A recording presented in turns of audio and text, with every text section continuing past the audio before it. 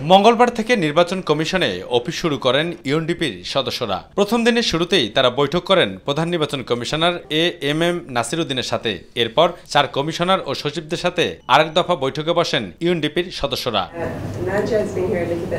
বৈঠক শেষে সাংবাদিকদের সাথে কথা বলেন জাতিসংঘের আবাসিক সমন্বয়কারী গোয়েন লুইস।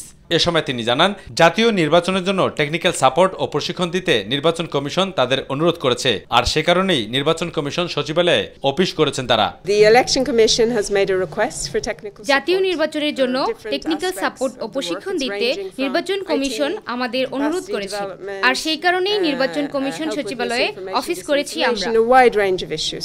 নির্বাচন কমিশন সচিবালয়ের সিনিয়র সচিব আখতার আহমেদ বলেন, ইউএনডিপির কাছে হার্ডওয়্যার ও সফটওয়্যারের বিষয়ে টেকনিক্যাল এবং প্রশিক্ষণ বিষয়ক সাপোর্ট চেয়েছে নির্বাচন কমিশন।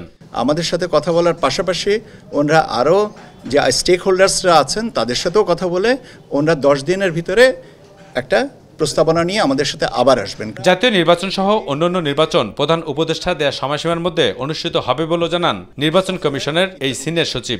আমাদের প্রস্তুতিটা হচ্ছে প্রধান উপদেষ্টা মহোদয় যে উইন্ডোটা দিয়েছেন সেই উইন্ডো নিয়ে আমরা কাজ করছি। আর এদিকে জাতীয় নির্বাচনে ইউএনডিপি কোনো পর্যবেক্ষক পাঠাবে কিনা সে বিষয়ে এখনো সিদ্ধান্ত হয়নি বলে জানান গোয়েন লুইস।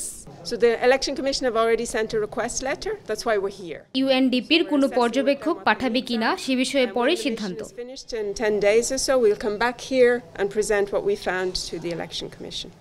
অবু সেতপু, মাই টিভি, ঢাকা।